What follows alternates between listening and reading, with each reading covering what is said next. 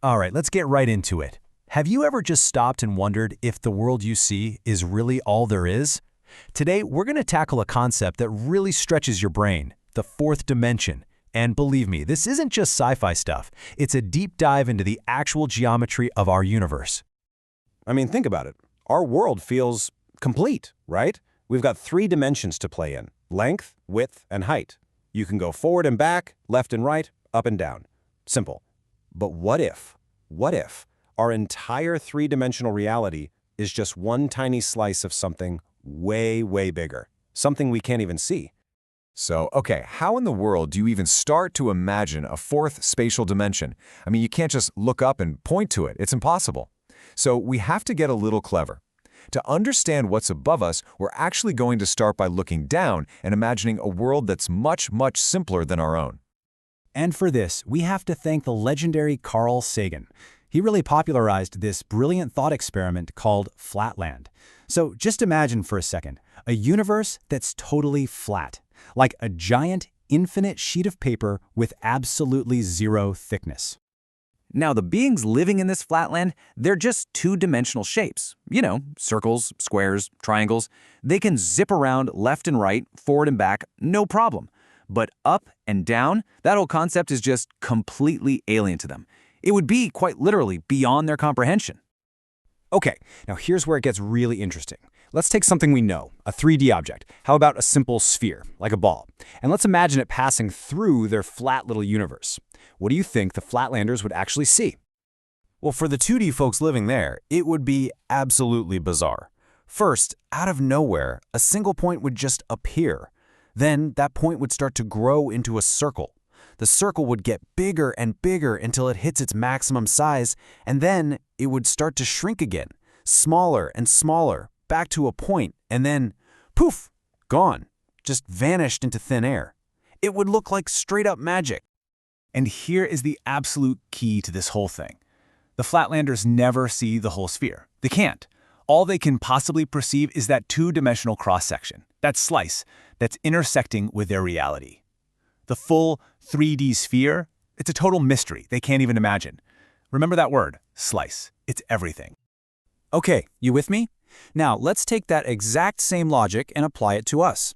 If a 2D being only sees a slice of our 3D world, then what if we are only seeing a 3D slice of a 4D world? To wrap our heads around that, we're going to try to build a 4-dimensional object, one step at a time. Just follow the pattern here. It's pretty cool. You start with a point, a 0D object. You drag it, and boom, you get a 1-dimensional line. Now, drag that line at a right angle to itself, and you get a 2-dimensional square. You see where this is going? Drag that square at a right angle to its surface, and you've got our good old 3-dimensional cube. So, what's next? What if we could take that whole cube and drag it in a new direction, one that's at a right angle to length, and width, and height? Well, you'd get a 4-dimensional hypercube, and it has a much cooler name, a tesseract. And the complexity of a tesseract is just staggering. I mean, a normal cube is bounded by 6 flat, square faces. A tesseract, though, is bounded by 8 3-dimensional cubes. Yeah, you heard that right. Its faces are entire cubes. Wild. Think about it like this. You can't put a real physical cube onto a flat piece of paper, right? The best you can do is draw its 2D shadow, its projection. Well, it's the exact same principle.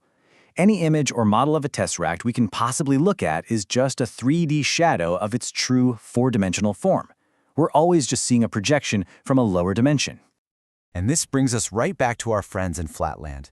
If a 4-dimensional sphere, a hypersphere, were to pass through our 3D space, what would we see?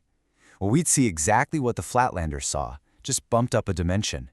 A single point would just materialize out of nowhere, it would grow into a 3D sphere, get bigger, then smaller, and then just vanish. To us, it would be just as magical. Okay, now I bet for a lot of you, this is raising a big question. You've probably heard about the 4th dimension before, but in a totally different way, right? You're probably thinking, but wait a minute, isn't time the 4th dimension? And that's a great question. It's a really common point of confusion, so let's clear it up.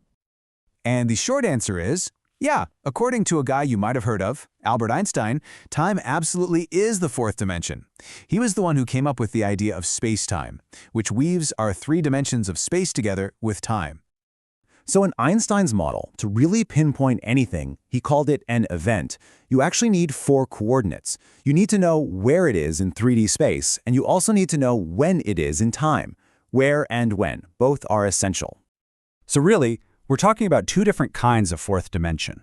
On one hand, you have the fourth spatial dimension we've been building. That's a purely geometric idea, a new direction to move in. It's the home of the tesseract. On the other hand, you have space-time's fourth dimension, which is a concept from physics. That's time itself. Both are totally valid ways of thinking about it. They're just different tools for different jobs. Okay, so let's put time on the shelf for a second and go back to that purely geometric fourth dimension. Let's just pretend it's real and that we could actually access it. What could a being who could move around in it actually do? Well, this is where things get really, really strange. A 4D being would seem like a god to us. I mean, think about it. They could see inside any locked box or sealed room, all at once, just like we can look down and see the inside of a square drawn on paper. They could literally make objects appear out of thin air in our world and make them disappear just as easily. And here's the wildest part. They could take your left hand, flip it through the fourth dimension, and turn it into a right hand, a perfect, permanent mirror image. Mind-blowing, right? And you know, the rabbit hole goes even deeper. Some of the biggest theories in physics today, like string theory, they don't stop at 4 dimensions. They suggest there could be 10 or even 11 spatial dimensions, all curled up so tiny that we can't see them. So if the jump from our world to the fourth is this strange, just imagine what kind of secrets are hiding in the 5th, 6th, or even the 11th dimension.